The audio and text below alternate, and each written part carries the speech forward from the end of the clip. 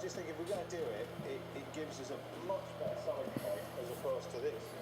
You know, these little biscuits, you get a nice biscuit like that, which is made, yeah, maybe a little bit more money. It's made up the road. Yeah, and we can add all those dependencies, no problem at all. Yeah. If you've got a refrigerated vending machine here, that can sit in that. Yeah. And we could sell that as a... And we could actually cut them up ourselves and sell it through the line and do it here as well. You know, like late hospital afternoon. I think people would buy that as a convenience to cheer people up. Already pre-made, already done, so you don't have to do any more work than just put it through the till.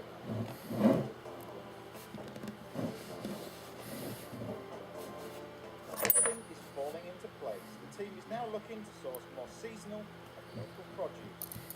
For me personally, it's made me think the next time I do go and buy an egg or I use an egg at work, I hope that there will be free range, just so that like our budgets now will allow us to do it. They're becoming aware of the huge amounts of waste and starting to think about ways to address it. The wastage is a really big issue, and it's not going to be resolved overnight. I mean, we all have to look at what we're doing, and I think it is good to come up. Yeah. And Pat is looking at the restaurant as more of a money-making business. Our new recipes involve cooking fresh ingredients from scratch. One of the biggest challenges is to come up with dishes that can withstand the various heating processes that the food has to undergo before it gets to the patient.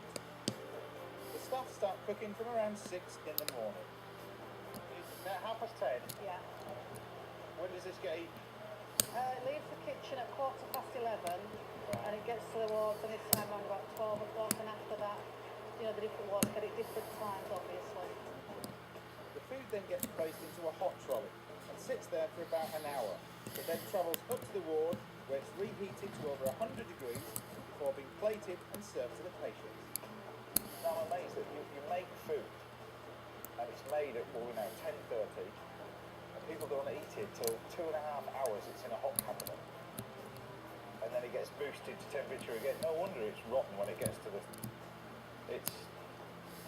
I've devised recipes that take all this into account. Now I just need to show the team how to cook them. So I do a simple little moussaka, makes it easy. Done in 2 main stages. Obviously you've got the base, the filling is the minced lamb, onions, we've got tomatoes, oregano. This is powdered stock, there's no fresh stock here. And some, obviously, aubergines, but that's our second stage. So first thing we do, throw in the onions. This is oregano. Get this in quite early. All dried herbs, they need to go in at the beginning of the cooking, fresh herbs in at the end. So while that's cooking away, we might as well prepare our aubergines. We'll just go straight in our pan. Now aubergines are a bit like mushrooms. What they'll do is absorb liquid and then all of a sudden they'll dump it out. So the temptation again is to put too much oil in there. So if they get dried off, straight on there. I add my garlic to this now. And tomatoes. And then a bit of stock. Right, so we just get that ticking away over there. Meanwhile, and our superb hob will make our white sauce. So melted butter, so keep it nice and soft.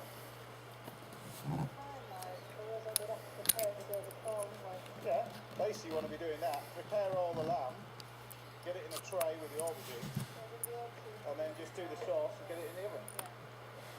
Now, I always think if it's loose down here, that's how it's superheated and everything else. So, after layering the mince and aubergines, I pour over the white sauce.